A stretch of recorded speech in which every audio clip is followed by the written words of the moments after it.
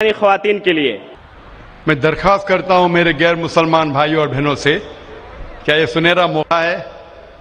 آپ اسلام کے متعلق کوئی بھی سوال پوچھ سکتے ہیں. آپ چاہے تو میرے لیکچر پہ تنقید کر سکتے ہیں، مجھے کوئی اعتراض نہیں. آپ کو اگر قرآن مجید میں کوئی غلطی لگتی ہے تو قرآن مجید کے بارے میں سوال پوچھ سکتے ہیں. آپ کو لگتا ہے اسلام کی کوئی تعلیم ہے جو آپ کو لگتا ہے کہ صحیح نہیں ہے، آپ کا یہ موقع ہے. آپ اسلام کے بارے میں کوئی بھی سوال پوچھ سکتے ہیں، عیسائیت کے بارے میں، ہندوازم کے بارے میں، یہودیت کے بارے میں. میں طالب علم ہوں اسلام اور دیگر مذاہب کا، میں اسٹوڈنٹ ہوں اسلام اور کمپیریٹو ریلیجن کا. یہ آپ کا سنہرا موقع ہے. عام طور پہ مذہبی تقریر کے بعد سوال جواب کا کھلا سیشن نہیں ہوتا. یہ موقع ہے کہ میں غیر مسلمان بھائیوں اور بہنوں سے درخواست کرتا ہوں کہ آپ کوئی بھی سوال کر سکتے ہیں، ٹاپک کے اندر ٹاپک کے باہر بھی، مجھے کوئی اعتراض نہیں.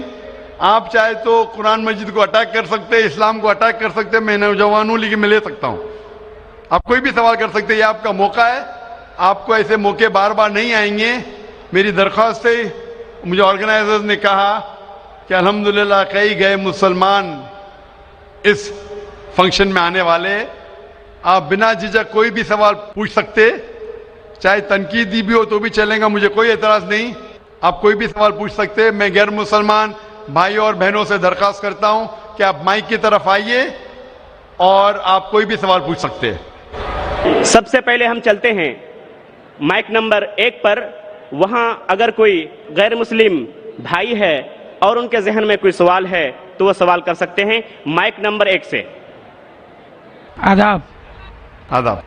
السلام علیکم. وعلیکم السلام. میرا نام وجے کمار بوترا، میں کشن گنج کا نواسی ہوں. اینڈ یہاں پر ایک میری ریزن کی انڈسٹری ہے. By profession I am an entrepreneur. ماشاءاللہ. ایسا ہے، آپ کے وشے میں نے آپ کی تقریریں کافی ٹی وی پر بھی دیکھی ہے، پیس ٹی وی پر کلکتے میں، اور ہم نے ایسا پایا کہ آپ اسلام کے علاوہ ہندو شاستروں میں بھی آپ کی بہت بڑی آستھا اور بہت بڑی روچی رکھتے ہیں.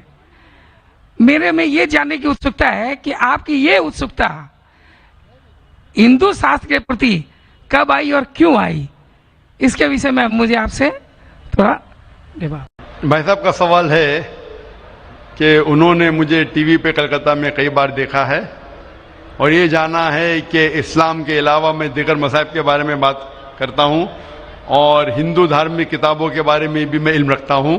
تو یہ پوچھنا چاہتے یہ خواہش کب آئی اور کیسے آئی.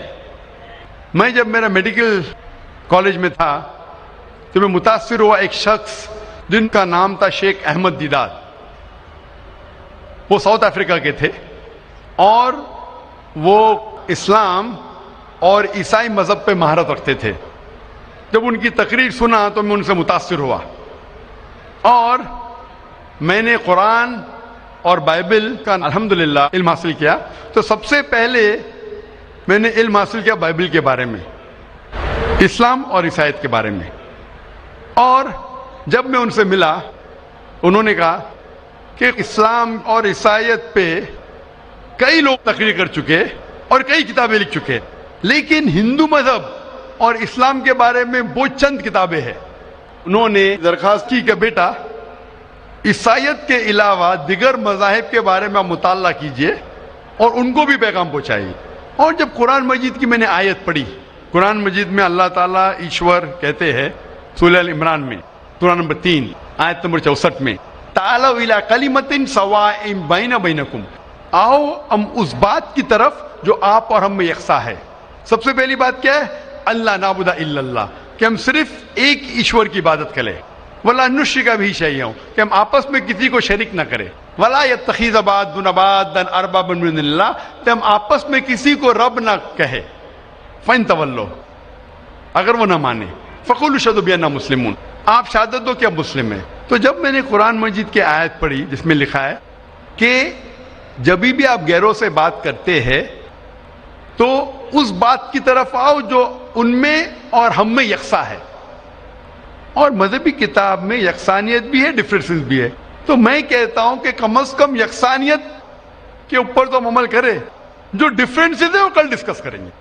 ڈفرینسز تو ہے، میں یہ نہیں کہتا ہوں ڈفرینسز نہیں ہے، لیکن جو یکسانیت ہے جو آپ کی کتاب دھارمک کتاب اور ہماری کتاب میں یکساں ہے تو کم از کم اس کے اوپر تو عمل کرے. تو یہ سوچ لے کے شیخ دیدہ سے متاثر ہو کے اور قرآن مجید کی آیت سورہ نمبر 3 آیت نمبر 64 جب میں میڈیکل کالج میں تھا میں نے شروع کیا یہ میرا مشن.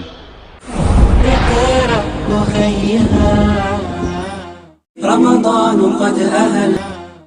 اور پھر میں نے تحقیق کرنے لگا. عیسائیت مذہب کا تو اتنے اچھے سے مطالعہ کیا تھا شیخ احمد دیداد نے کہ مجھے زیادہ تحقیق کرنے کی ضرورت نہیں پڑی, لیکن میں تحقیق شروع کیا ہندو مذہب کے بارے میں. پھر میں نے ہندو ودوان کی اسکالرس کی کتابیں پڑھنے لگی اور ڈھونڈنے لگا کیا یکساں ہے. لیکن قرآن مجید میں کہا گیا ہے کہ سب سے پہلی بات ہے اللہ نعبد الا اللہ, کہ ہم صرف ایک ایشور, ایک بھگوان, ایک اللہ کی عبادت کریں. تو جب قرآن مجید میں لکھا ہے کہ یکسانیت میں سب سے اہم ہے کہ ایک خدا, تو میں ڈھونڈنے لگا کہ ہندو مذہب کی کتاب میں خدا کے بارے میں کیا لکھا ہے. جب پڑھنے لگا تو مختلف کتابیں تھے, مختلف اسکالرس تھے. مختلف اسکالرس کو پڑھنے کے بعد پتا چلا کہ ایک ہوتا ہے کہ مذہب کو جاننا کتابوں کے ذریعے اور ایک مذہب کے ماننے والوں کے ذریعے. کبھی بھی مذہب کو جاننے کے لیے مذہب کے ماننے والوں کو مت دیکھو, ہو سکتا ہے وہ ماننے والے خود نہیں جانتے کہ ان کا مذہب کیا کہتا ہے. تو مذہب کو جاننے کے لیے سب سے بہترین طریقہ ہے کہ مذہب کی کتابوں کا مطالعہ کرے. تو میں نے ہندو مذہب کی کتابوں کا مطالعہ کرنا شروع کیا, وید کا, اپنشد کا, بھگوت گیتا کا, رامائن کا, مہابھارت کا. جب مطالعہ کرنے لگا تو عام طور پہ جب ہم پوچھتے ہیں ہندو سے, سب سے پہلی بات کہ میں ایک ایشور میں مانے. عام ہندو سے پوچھتے ہیں کہ کتنے بھگوان میں آپ مانتے ہیں, تو کچھ ہندو کہیں گے 3, کچھ کہیں گے 100, کچھ کہیں گے 1000, کچھ کہیں گے 33 کروڑ. لیکن اگر آپ ایک ودوان ہندو سے پوچھیں گے جو اپنے ہندو مذہب کا مطالعہ کر چکا ہے, مذہبی کتابوں کا مطالعہ کر چکا ہے, وید پڑھ چکا ہے, تو وہ کہیں گا کہ ہندوؤں کو صرف ایک خدا میں ماننا چاہیے. لیکن عام ہندو مانتا ہے فلسفی جسے کہتے ہیں پینتھیزم. عام ہندو کہتا ہے کہ سب کچھ خدا ہے, پیڑ خدا ہے, چاند خدا ہے, سورج خدا ہے, انسان خدا ہے, سانپ خدا ہے. ہم مسلمان کہتے ہیں سب کچھ خدا کا ہے, پیڑ خدا کا ہے, چاند خدا کا ہے, سورج خدا کا ہے, انسان خدا کا ہے, سانپ خدا کا ہے. تو یہ اہم فرق ہے عام ہندو اور عام مسلمان میں. عام ہندو کہتا ہے سب کچھ خدا ہے, ہم مسلمان کہتے ہیں سب کچھ خدا کا ہے. تو یہ فرق ہے صرف کا. اگر یہ کا کے فرق کو مٹا لے تو ہم ہندو اور مسلمان ایک ہو جائیں گے. کیسا کرنا چاہیے؟ تعالوا الی کلمۃ سواء بین بینکم, آؤ اس بات کی طرف جو آپ اور ہم میں یکساں ہے. تو جب میں ہندو مذہب کی کتابوں کا مطالعہ کرنے لگا تو ایک اہم کتاب کا نام ہے اپنشد.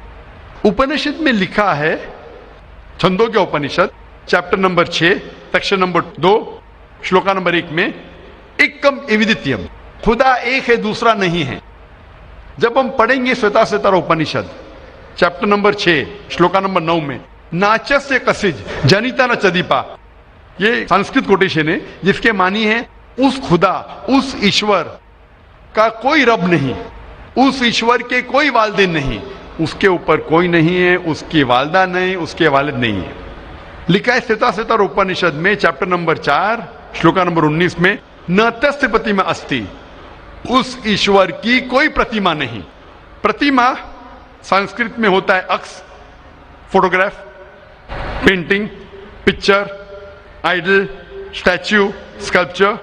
ناتست پرتیما استی, اس ایشور کی کوئی پرتیما نہیں, کوئی عکس نہیں, کوئی پکچر نہیں, کوئی فوٹوگراف نہیں, کوئی پینٹنگ نہیں, کوئی آئیڈل نہیں, کوئی اسکلپچر نہیں, کوئی اسٹیچو نہیں. اور یہ آپ آگے پڑھیں گے یہ وہی چیز لکھا ہوا ہے یجوروید میں. وید ہندو مذہب کی سب سے اونچی کتاب ہے. یجوروید میں لکھا ہے چیپٹر نمبر 32 شلوکا نمبر 3 میں نہ تस्य پرتیما استی, اس ایشور کی کوئی پرتیما نہیں, کوئی عکس نہیں, کوئی فوٹوگراف نہیں, کوئی پینٹنگ نہیں, کوئی پکچر نہیں, کوئی اسٹیچو نہیں, کوئی آئیڈل نہیں, کوئی اسکلپچر نہیں. تو جب ہم ہندو مذہب کی کتابوں کا مطالعہ کرتے پتا چلتا ہے ہندو مذہبی کتاب میں بھی لکھا ہے خدا ایک ہے, اس خدا کا کوئی عکس نہیں. اور برہم سوتر جو ہندوازم کا ہے वो एकम ब्राह्म द्योत्या नास्ते नैना नास्ते किंचन, भगवान एक ही है, दूसरा नहीं है, नहीं है, नहीं है, जरा भी नहीं है. There is only one God, not a second one, not at all, not at all, not in the least bit. तो इस जरिए से मेरा मुताला शुरू हुआ. सबसे पहले तहकीक करने लगा मैं कि हिंदू मजहब की किताब में ईश्वर का क्या जिक्र है, भगवान का क्या जिक्र है. और पता चला जिस तरीके से कुरान मजिद में लिखा है खुदा एक है, वही लिखा है हिंदू मजहबी किताब में. जिस तरीके कुरान में लिखा है उसका कोई अक्स नहीं, वही लिखा है हिंदू मजहब में. जिस तरीके से कुरान मजिद में लिखा है ना वो किसी से जनाए ना किसी को जनता है, वही चीज लिखी हिंदू मजहबी किताब में. तो मैंने कहा जो यकसा है तो इसके ऊपर अमल क्यों ना करे. तो इस तरीके से मेरी तहकीक शुरू हुई और आस्ते आस्ते तहकीक के बाद पता चला कि हिंदू मजहब में भी लिखा हुआ है कि अवतार आने वाले हैं. अवतार लोग समझते हैं कि भगवान एक इंसान का रूप लेता है, ये एक मानी है, लेकिन सही मानी है संस्कृत में मतलब भगवान खुद नहीं, भगवान किसी को भेजता है. तो अवतार के सही मानी है जैसे हम कहते हैं पैगंबर.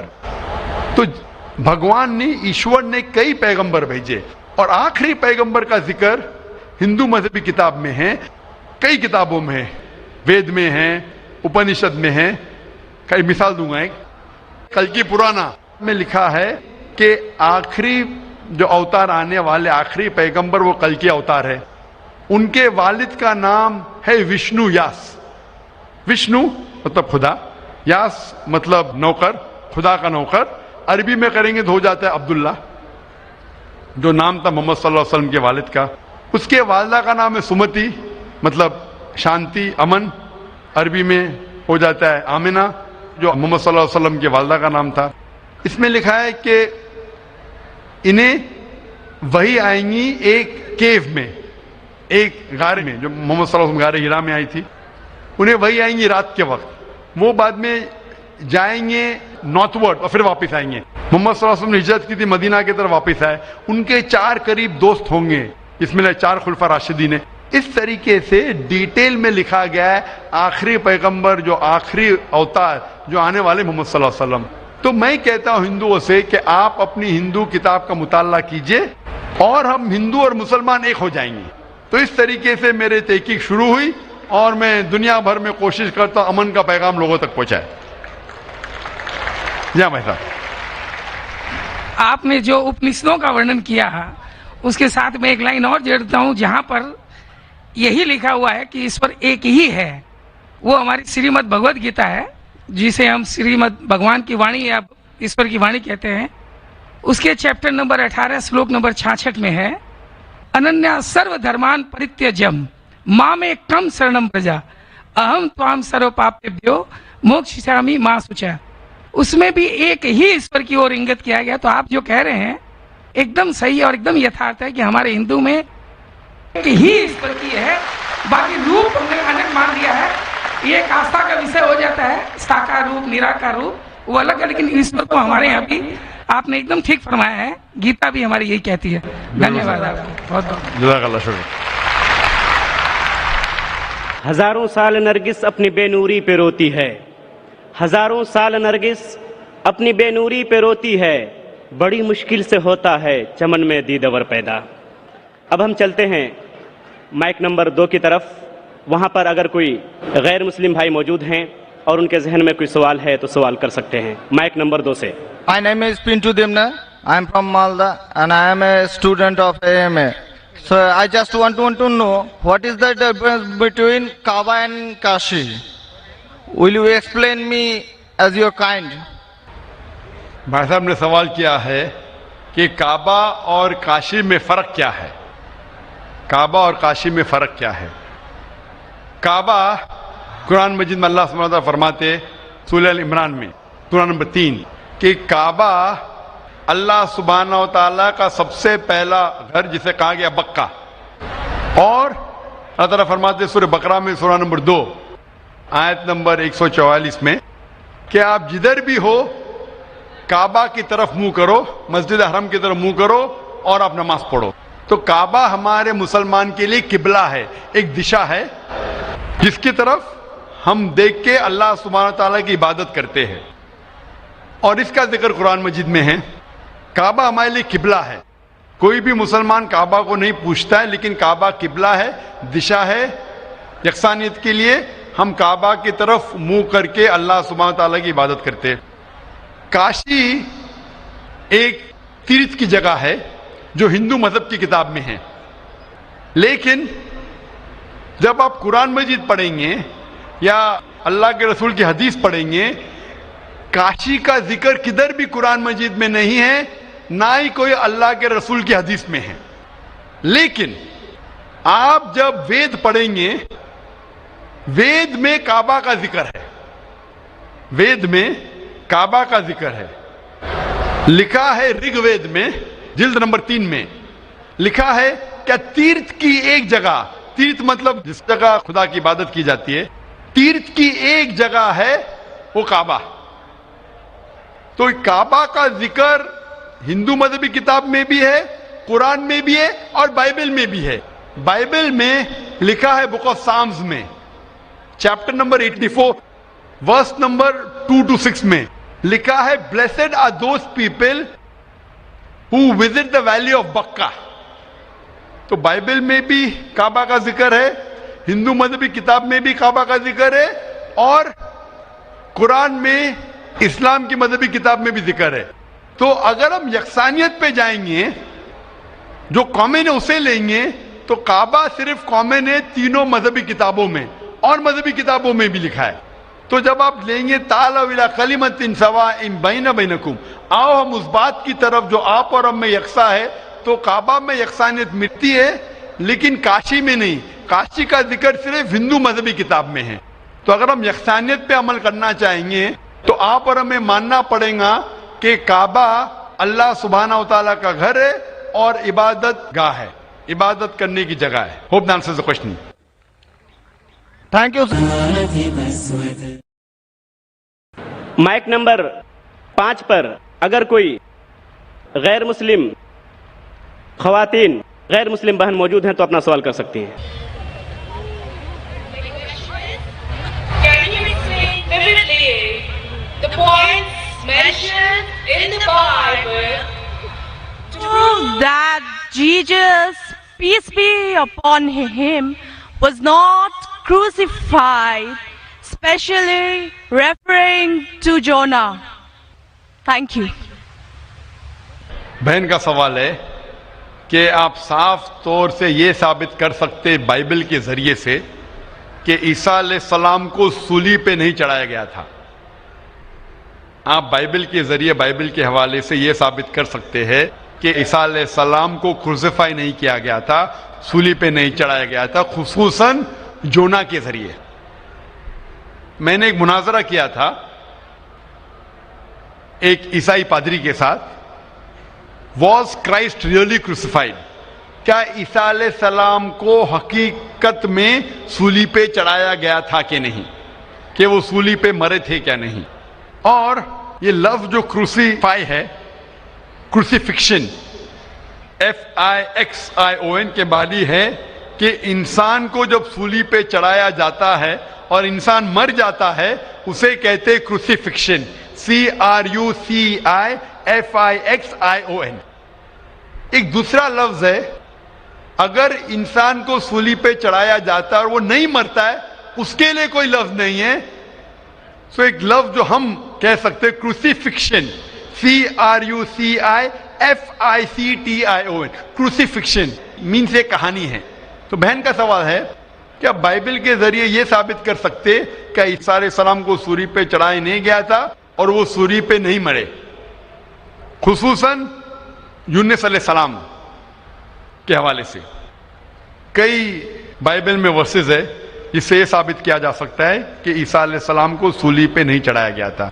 قرآن مجید میں اللہ تعالیٰ فرماتے ہیں سورہ نساء میں سورہ نمبر 4 آیت نمبر 157 میں، وہ لوگ کہتے ہیں کہ ہم نے عیسیٰ علیہ السلام کو مارا، وما قتلوا وما صلبوہ، نہ ہی ان نے ان کا قتل کیا نہ ہی ان کو انہیں صلیب پہ چڑھایا. وما قتلوا وما صلبوہ ولکن شبہ لہم. یہ صرف ایک دکھاوا تھا، ان کو ایسا احساس ہوا. اور جو اس میں اختلاف کرتے ہیں وہ لوگ شبہ میں ہیں. کیونکہ ان کو نہ سولی پہ چڑھایا گیا تھا نہ ان کا قتل گیا. وما قتلوا یقینا, اور ان کو بے شک قتل نہیں کیا گیا تھا. تو قرآن مجید میں صاف طور پہ کہا گیا ہے کہ عیسیٰ علیہ السلام کو نہ قتل کیا گیا نہ سولی پہ چڑھایا گیا تھا, یہ صرف ان کو لگا. اور جو کوئی اس میں اختلاف کرتا ہے وہ شبہ میں ہے. ولیکن شبہ لہم, کیونکہ عیسیٰ علیہ السلام کو نہ سولی پہ چڑھایا گیا نہ قتل کیا گیا. ابھی یہ قرآن مجید میں کیونکہ لکھا ہے تو ہم مسلمان مانتے ہیں. ہم بائبل سے کیسے ثابت کر سکتے ہیں کہ عیسیٰ علیہ السلام کو سولی پہ نہیں چڑھایا گیا؟ لکھا ہے گاسپل آف میتھیو میں چیپٹر نمبر 12 ورس نمبر 38 میں کہ جب لوگ آتے ہیں اور عیسیٰ علیہ السلام سے کہتے ہیں کہ آپ ہمیں ایک معجزہ دکھاؤ, ہمیں نشانی دکھاؤ تاکہ ہم مانیں کہ آپ اللہ کے پیغمبر ہیں, تو عیسیٰ علیہ السلام کہتے ہیں O evil and adulterous generation, you seek it after a sign, no sign shall be given to you except the sign of Jonah. عیسیٰ علیہ السلام کہتے ہیں, انہیں گالی دیتے ہیں اور کہتے ہیں کہ آپ کو کوئی نشانی دی نہیں جائیں گی, کوئی معجزہ دی نہیں جائیں گا, صرف سائن آف جونا, یونس علیہ السلام کی نشانی. No sign shall be given to you except the sign of Jonah. For as Jonah was 3 days and 3 nights in the belly of the fish, Son of Man be 3 days and 3 nights in the heart of the earth. یہ ہے حوالہ gospel of Matthew کا chapter number 12 verse number 38 سے لے کے 42 تک. عیسیٰ علیہ السلام کہتے کہ تمہیں کوئی نشانی نہیں دی جائیں گی, صرف نشانی یونس علیہ السلام کی. جس طریقے سے یونس علیہ السلام 3 دن اور 3 رات مچھلی کے پیٹ میں تھے, اسی طریقے سے میں دھرتی کے پیٹ میں 3 دن اور 3 رات رہوں گا. ابھی ہمیں جاننے کے لیے کہ سائن آف جونا کیا ہے, یونس علیہ السلام کی نشانی کیا ہے, ہمیں جانا پڑے گا دا بک آف جونا. ایک بائبل میں کتاب ہے جس کا نام ہے جونا, یونس علیہ السلام. یہ کتاب صرف 2 پیج کی ہے, یہ بہت چھوٹی کتاب ہے بائبل میں. اس کتاب کی شروعات میں لکھا ہے کہ اللہ سبحانہ و تعالیٰ نے اپنے پیغمبر یونس صلی اللہ علیہ السلام کو کہا تھا کہ اپنا پیغام پہنچاؤ, آپ جا کے پیغام پہنچاؤ نینوا کے لوگ کی طرف. یونس علیہ السلام بائبل کے مطابق کہتے ہیں وہ ڈرتے ہیں کہ یہ لوگ کیا پیغام سمجھ پائیں گے, اسی لیے نینوا جانے کے بدلے وہ ایک کشتی میں سوار ہوتے جوپا کی طرف. اور اس وقت ایک سپرسٹیشن تھا, سپرسٹیشن مطلب اندھ وشواس تھا کہ اگر کوئی اپنے مالک کا کہنا نہیں مانتا اور مالک کی نافرمانی کرتا ہے تو ایک سٹارم آ جاتا ہے سی میں, دریا میں ایک سٹارم آتا ہے. تو سٹارم آنے کی وجہ سے لوگ کہتے ہیں کہ ہم میں سے کسی ایک نے اپنے مالک کی بات نہیں مانی. یہ سب لکھا ہے بائبل میں بک آف جونا میں. یونس علیہ السلام کیونکہ اللہ سبحانہ تعالیٰ کے پیغمبر تھے, بائبل میں لکھا ہے کہ انہوں نے بات مان لی اور کہا کہ میں اپنی مالک کا کہنا نہیں مان رہا ہوں اور نینوا کے بدلے جوپا جا رہا ہوں, تو میری وجہ سے یہ سٹارم آیا. سٹارم کو کیا کہیں گے دریا میں؟ سٹارم, طوفان. طوفان, یہ طوفان دریا میں کیوں آ رہا ہے؟ کہ طوفان یونس السلام کہتے کہ میری وجہ سے آ رہا ہے, کیونکہ میں میری مالک کی بات نہیں مان رہا ہوں. اور اس وقت یہ اندھ وشواس تھا, سپرسٹیشن تھا کہ جو مالک کی بات نہیں مانے گا اس کو دریا میں پھینکیں گے تو طوفان ختم ہو جائے گا. تو یونس علیہ السلام کہتے کہ میری غلطی ہے, مجھے پھینکو. تو کیا کرتے لوگ یونس علیہ السلام کو پکڑ کے دریا میں پھینکتے ہیں. تو مجھے یہ پوچھنا ہے کہ یونس علیہ السلام کو جب دریا میں پھینکتے ہیں, بائبل میں لکھا ہے, تو یونس علیہ السلام زندہ تھے یا مردہ تھے؟ Sister, when Jonah was thrown into the water, I want to ask you the question, was Jonah dead or alive? He was alive. He was alive, زندہ تھے. ماشاءاللہ صحیح فرما رہی ہے. طوفان اتنا زور کا آ رہا تھا, طوفان میں اگر ایک زندہ انسان کو ڈالتے ہیں, وہ طوفان میں دریا میں انسان مرنا چاہیے, لیکن یونس علیہ السلام مرے یا زندہ تھے؟ He ought to die in the storm. Was he dead or was he alive? He was still alive. ماشاءاللہ صحیح جواب ہے. کہ طوفان میں مرنا چاہیے لیکن کیونکہ وہ اللہ کے پیغمبر تھے زندہ تھے. اس وقت ایک مچھلی آتی ہے اور مچھلی ان کو نگل لیتی ہے. A fish comes and gobbles them up. مچھلی کی پیٹ میں یونس علیہ السلام زندہ تھے یا مردہ تھے؟ In the belly of the fish was Jonah dead or alive? He was alive. He was alive. وہ زندہ تھے. مچھلی کے پیٹ میں 3 دن مچھلی یونس علیہ السلام کو پیٹ میں لے کے بائبل کے مطابق وہ گھومتی ہے, سارے سمندر گھومتی ہے 3 دن تک. مچھلی کی پیٹ میں سفوکیشن, نہ برابر سے انسان سانس لے سکتا ہے نہ جی سکتا ہے. انسان کو مرنا چاہیے یا جینا چاہیے؟ مرنا چاہیے. لیکن یونس علیہ السلام زندہ تھے یا مر گئے؟ جونا, though he was 3 days, he was there in the belly of the fish. For 3 days the fish took him in the water. He ought to die. Was Jonah yet dead or alive? He was still alive. He was still alive. ماشاءاللہ ابھی تک زندہ تھے. بہن صحیح جواب دے رہی ہے. 3 دن کے بعد وہ مچھلی یونس علیہ السلام کو الٹی کر دیتی ہے, مطلب پیٹ میں سے باہر نکلتے یونس علیہ السلام اور وہ سمندر کے کنارے پہ آتے ہیں. زندہ یا مردہ؟ The fish vomits out Jonah, peace be upon him, and throws him onto the shore. When Yunus alayhi salam, when Prophet Jonah was thrown on the shore, was he dead or alive? He was alive but unconscious. Alive but unconscious. After some time, did he gain consciousness or not? Yes, he did. Fine. Finally he was conscious and alive, no? Alive. Fine. Alive. So alive, alive, alive, alive. Miracle of a miracle of a miracle of a miracle. وہ زندہ تھے.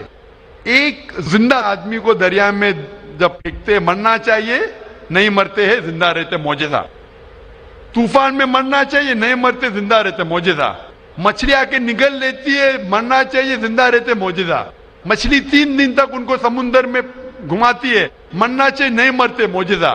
مچھلی ان کو الٹی کرتی ہے دریا کے کنارے پہ, وہ زندہ رہتے, معجزہ. معجزہ کا معجزہ کا معجزہ کا معجزہ. ابھی یہاں عیسیٰ علیہ السلام کہتے ہیں کہ جس طریقے سے یونس علیہ السلام مچھلی کے پیٹ میں 3 دن 3 رات تک رہیں, اس طریقے سے عیسیٰ علیہ السلام دھرتی کے پیٹ میں 3 دن اور 3 رات تک رہیں گے. Now sister, I want to ask you, according to you, when Jesus Christ, peace be upon him, was in the sepulchre, was he dead or alive? He was alive. He was alive. So if he was alive, then how was he crucified? Crucified means someone dying on the cross. بہن کہہ رہی کہ عیسیٰ علیہ السلام جب ان کو لے کے گئے تھے قبر میں, وہ زندہ تھے. تو کروسیفائی ہونے کے لیے, سولی پہ مرنے کے لیے انسان کو مرنا چاہیے. تو وہ بائبل کے مطابق وہ سولی پہ لگایا گیا تھا لیکن مرے نہیں, انہیں اتارا گیا تھا, وہ زندہ تھے. اور جب قبر میں لے کے گئے تھے سپل کر, اس ٹائم بہت لمبی چوڑی قبر ہوتی تھی, بوگدا ہوتا تھا, بڑا بوگدا ہوتا تھا جس کے اندر انسان کھڑا بھی ہو سکتا تھا. 3 دن اور 3 رات تک عیسیٰ علیہ السلام فرماتے کہ جس طریقے سے یونس علیہ السلام 3 دن اور 3 رات مچھلی کے پیٹ میں رہیں, اسی طریقے سے میں 3 دن اور 3 رات دھرتی کے پیٹ میں رہوں گا. اس کا مطلب عیسیٰ علیہ السلام زندہ تھے. اگر زندہ تھے تو سولی پہ نہیں مرے ہو. تو اسی لیے بائبل کے ذریعے یہ ایک طریقہ ہے ثابت کرنے کے لیے کہ عیسیٰ علیہ السلام سولی پہ نہیں مرے, وہ زندہ تھے. اور قرآن مجید کی بات صحیح ہے کہ وما قتلوا وما صلبوا, نہ وہ سولی پہ مرے نہ ان کا قتل گیا ہے. یہ صرف ایک شک اور شبہ ہے. Hope that answers the question, sister. Thank you. Sister, I would like to ask you that now do you believe that Jesus Christ, peace be upon him, did not die on the cross? I do believe, but I just wanted to prove my friends or my colleagues as to Jesus Christ was not crucified according to their own version, that is Bible. What's your Thank name, sister? What's your name, sister? I am Sahadia Naz and I'm a teacher by profession.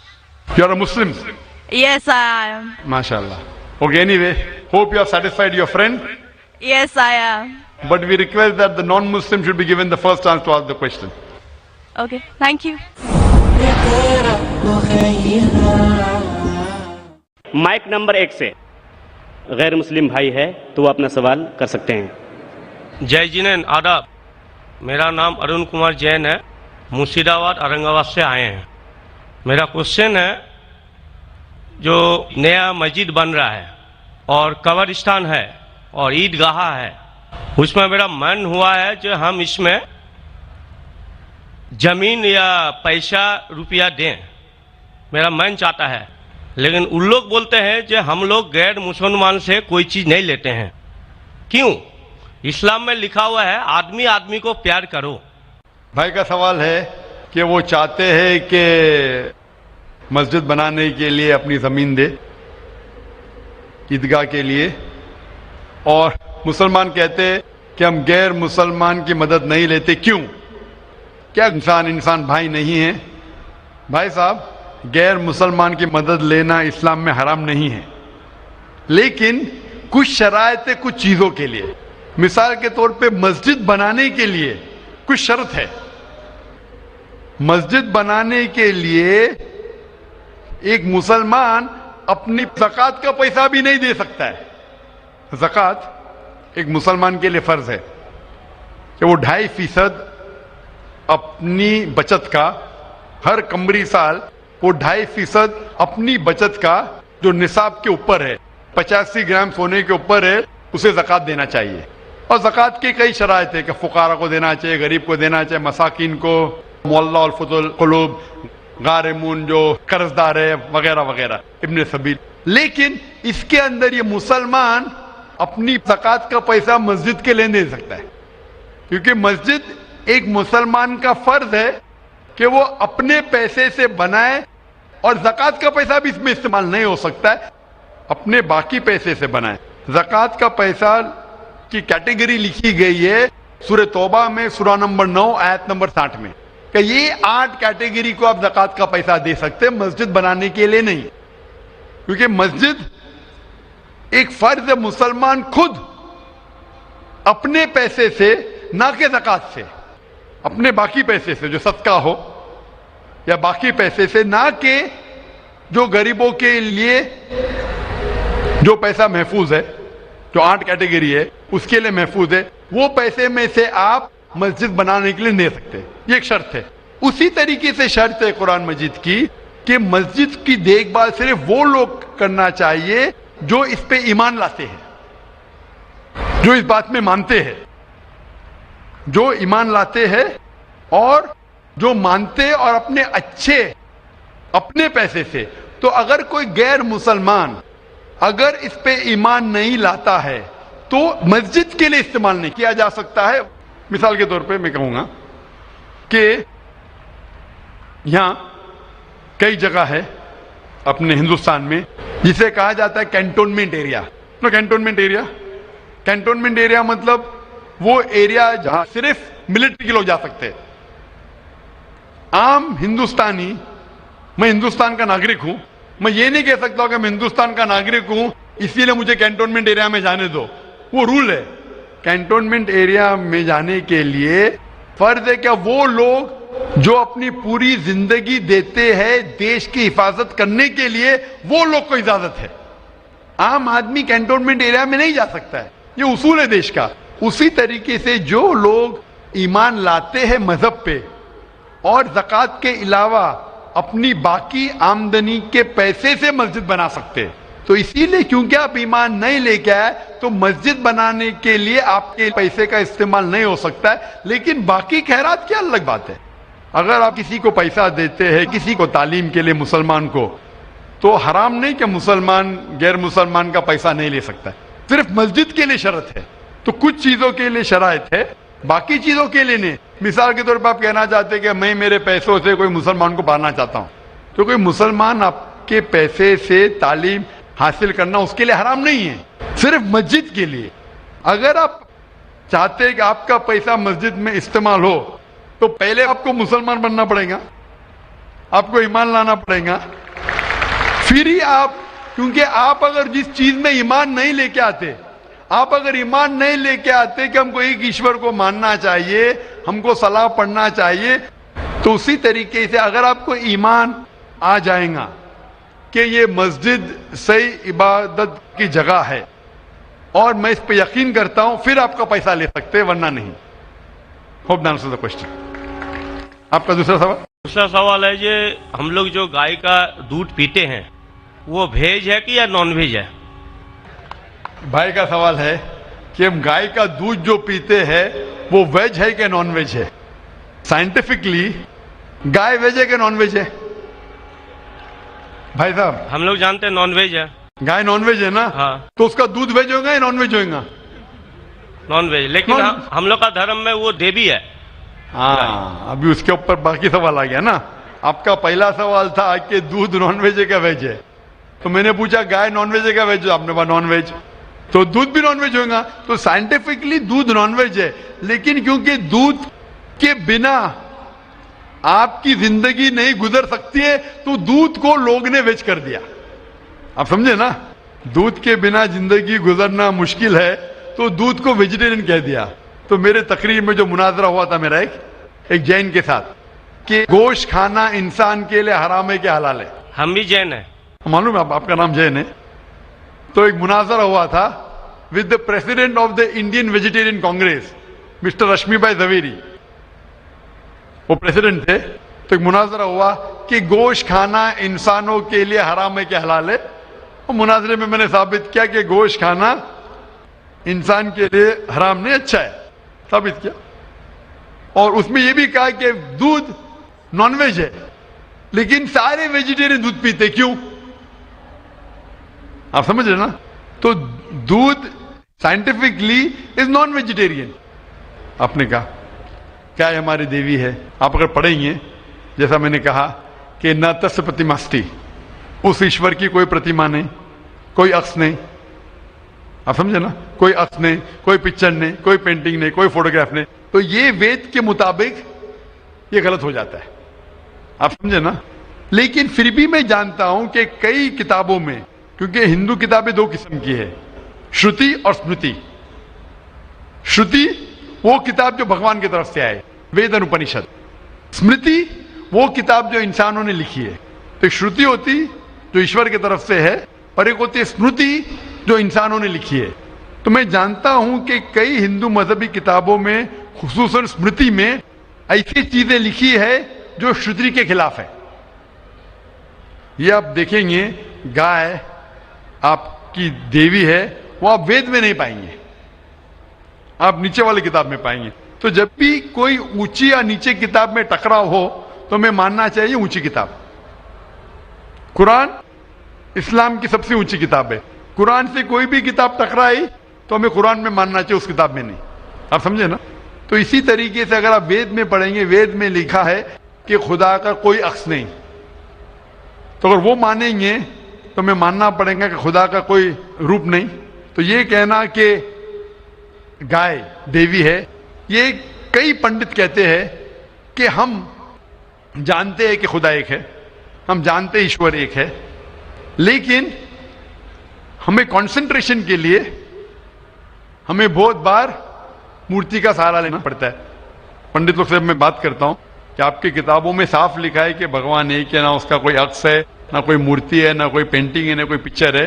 تو وہ کہتے ہیں ہم مانتے ہیں یہ بات پہ, لیکن کیا کنسنٹریٹ کرنے کے لیے پہلے شروعات میں ہمیں عکس کی ضرورت ہوتی ہے, ایک مورتی کی. جب ہم ہائر کانشیسنیس پہ پہنچ جاتے اس وقت ہمیں ضرورت نہیں پڑتی.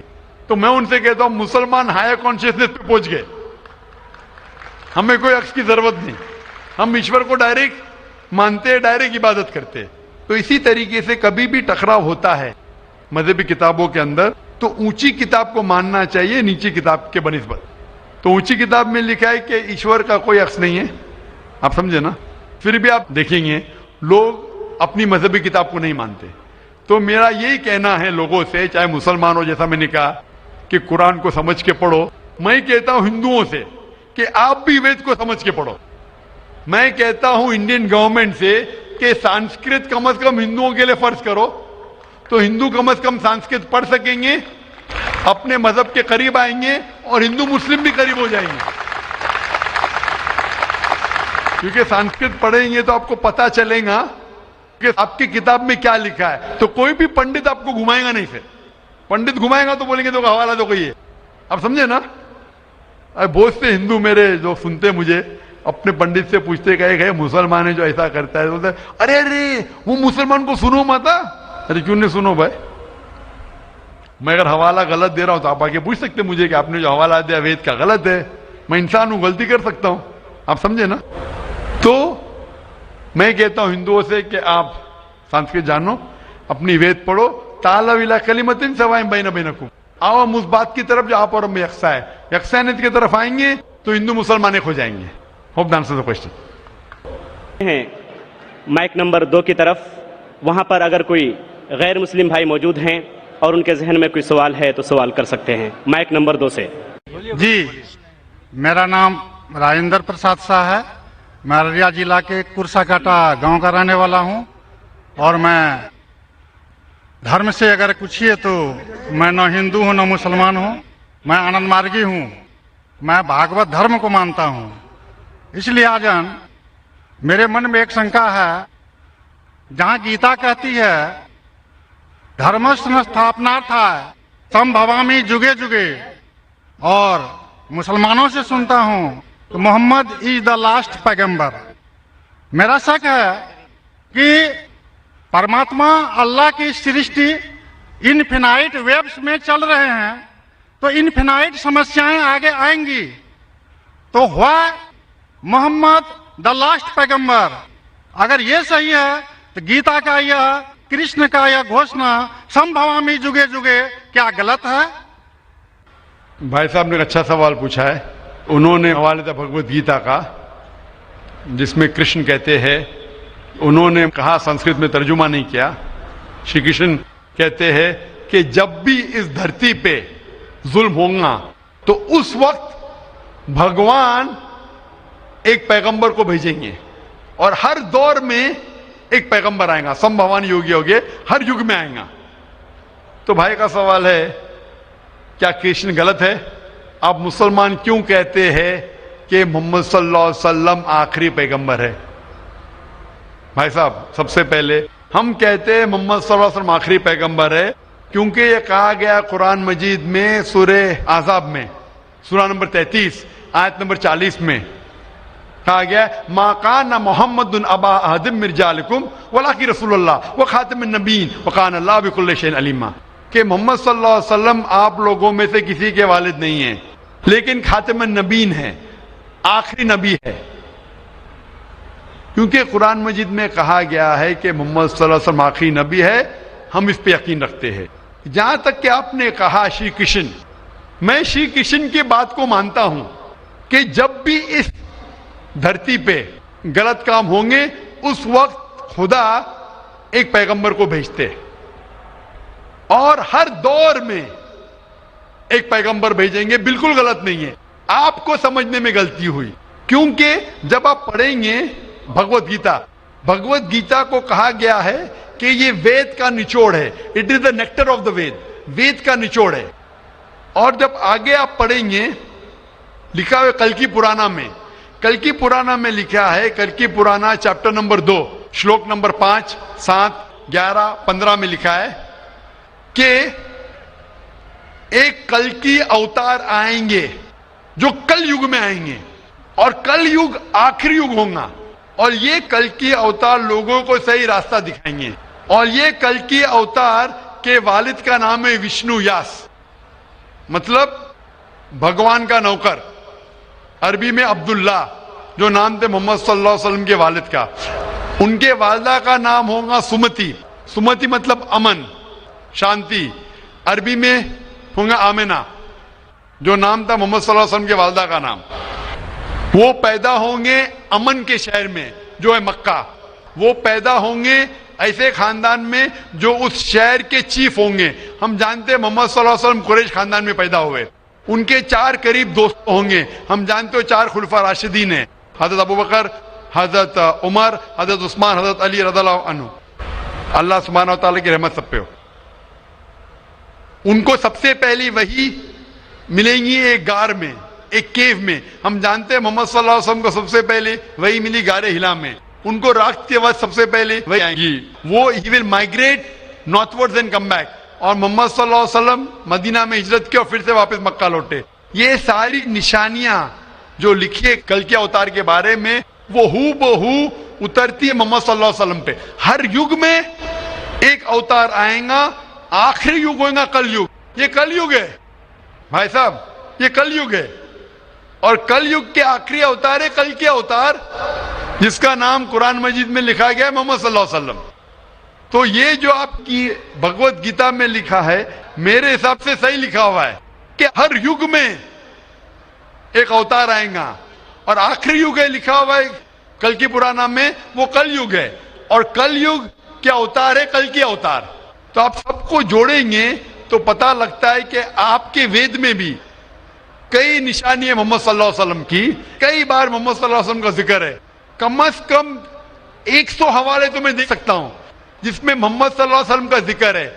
اگر آپ پڑھیں گے بھوشیہ پرانا پرو 3 کھنڈ 3 ادھیے 3 شلوکاس 5 سے 8، اس میں کہا گیا ہے کہ محمد صلی اللہ علیہ وسلم آئیں گے اور وہ ایک فارینر رہیں گے اور وہ ڈیزرٹ سے آئیں گے. لکھا ہے بھوشیہ پرانا میں پرو 3 کھنڈ 3 ادھیے 3 شلوکا 10 سے 27 میں محمد صلی اللہ علیہ وسلم کا ذکر ہے. اگر آپ پڑھیں گے کنٹپ سکتاس اتھروا وید کتاب نمبر 20 چیپٹر نمبر 127 شلوک نمبر 1 سے 14، اس میں محمد صلی اللہ علیہ وسلم کا ذکر ہے. محمد صلی اللہ علیہ وسلم کا ذکر کئی جگہ وید کے اندر ہے، کئی جگہ پرانا میں ہے. تو اگر آپ بھگوت گیتا کو لیتے ہیں، پرانا کو لیتے، کل کی پرانا کو لیتے اور ایک مانتے ہیں، تو سارے یہ شلوکا کہہ رہے ہیں کہ آخری پیغمبر آنے والے محمد صلی اللہ علیہ وسلم ہیں اور ہمیں محمد صلی اللہ علیہ وسلم ماننا چاہیے. بھائی صاحب جی بھگوت گیتا مانتے ہیں آپ؟ دیکھیے، میں مانتا کسی کو نہیں ہوں. میں ترک کے بودھک استر پر جو میرا لاجک ایکسپٹ کرتا ہے اسی کو میں مانتا ہوں. لیکن آپ نے بھگوت گیتا کا حوالہ دیے کیا نہیں؟ نہیں، ماننا کا مطلب وہ آنکھ بند کا ماننا، میں آنکھ کھول کر مانتا ہوں. تو آنکھ کھول کے آپ مانتے کیا نہیں بھگوت گیتا کو؟ بالکل مانتا ہوں. جو تو ماننے لائق بھگوت ہے گیتا میں لکھا ہے جو آنے والے آخری اوتار جو پرانا کل کی پرانا میں لکھا ہوا ہے کل کے اوتار، اس میں مانتے ہیں آپ؟ دیکھیے، قرآن کی بات نہیں کر سکوں گا چونکہ قرآن کی بات نہیں، پرانا کل کی پرانا قرآن میں کر رہا ہوں چونکہ قرآن. ہاں. قرآن کے بارے میں پران کار کا جو کہنا ہے کہ اشٹادش 82 بچنم دوئے پاپائے پر پیڑنم پنیائے پر ہتنم. اسی طرح کا ہے کہ 18 پران کا ادیش ہے کہ دوسرے کو کشٹ دینا پاپ ہے اور دوسرے کا بھلائی کرنا پنیہ ہے. میں نے کب بولا کہ دوسرے کو کشٹ دو اور دوسرے کے بھلائی مت کرو؟ میں کہہ رہا ہوں اس آدھار پر میں قرآن میں لکھے لگا دوسرے کو کشٹ دو، قرآن میں بھی لکھے دوسرے کو کشٹ مت دو، قرآن میں بھی لکھے دوسرے کی مدد کرو.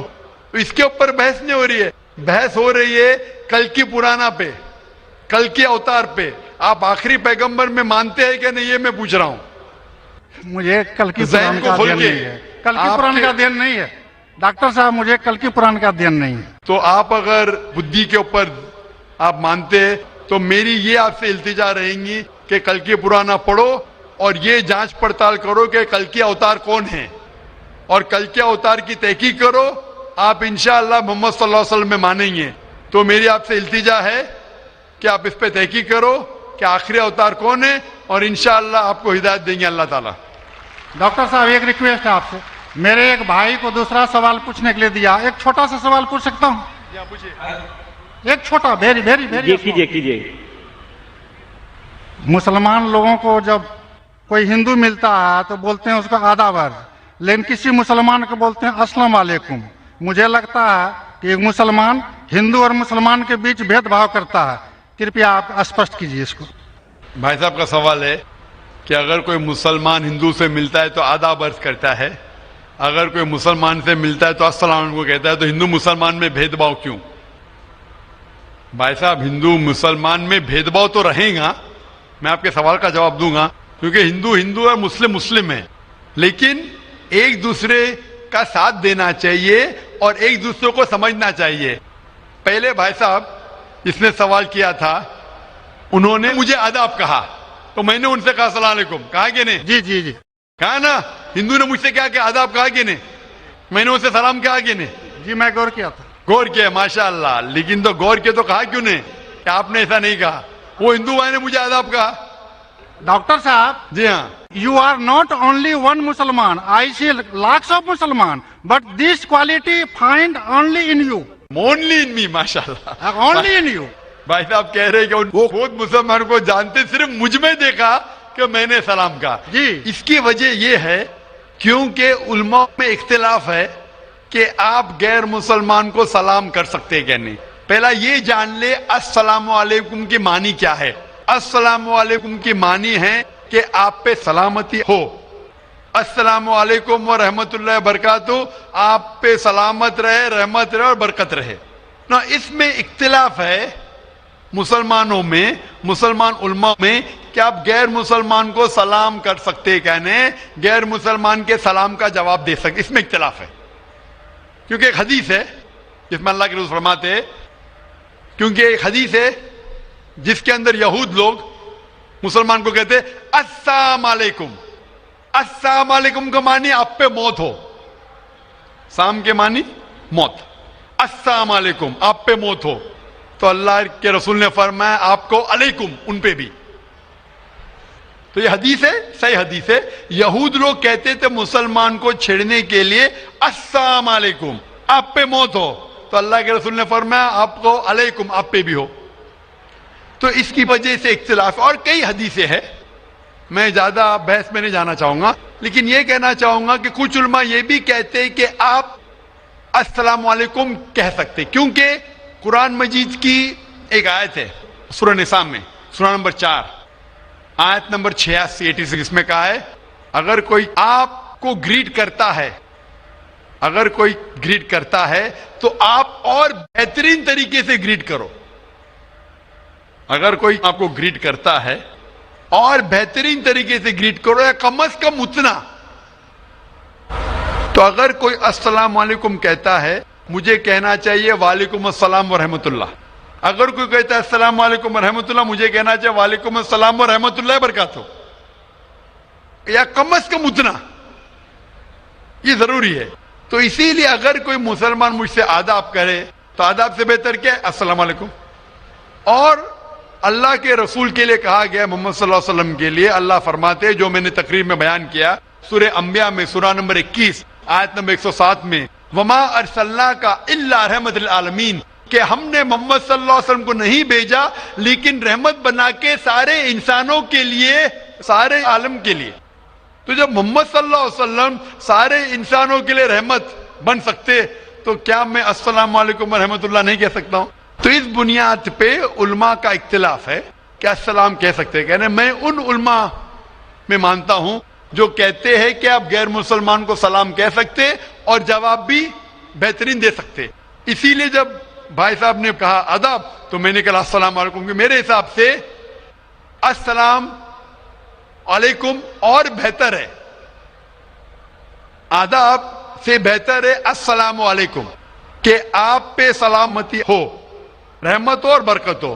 تو بھائی صاحب میرے نزدیک غیر مسلمان کے لیے سلامتی چاہنا اچھی چیز ہے، اور اسی لیے میں آپ کے لیے سلامت چاہتا ہوں. بھائی صاحب یہ lot of thanks to you sir. میں سلامت چاہتا ہوں، اور لیکن صرف منہ سے نہیں، میں چاہتا ہوں عمل سے آپ سلامتی پاؤ. اسی لیے میں کہتا ہوں کہ تحقیق کرو کل کے اوتار کے بارے میں، آخری پیغمبر کے بارے میں، محمد صلی اللہ علیہ وسلم کے بارے میں، تو آپ کو سلامتی اس دنیا میں رہیں گے اور آخرت میں بھی انشاءاللہ.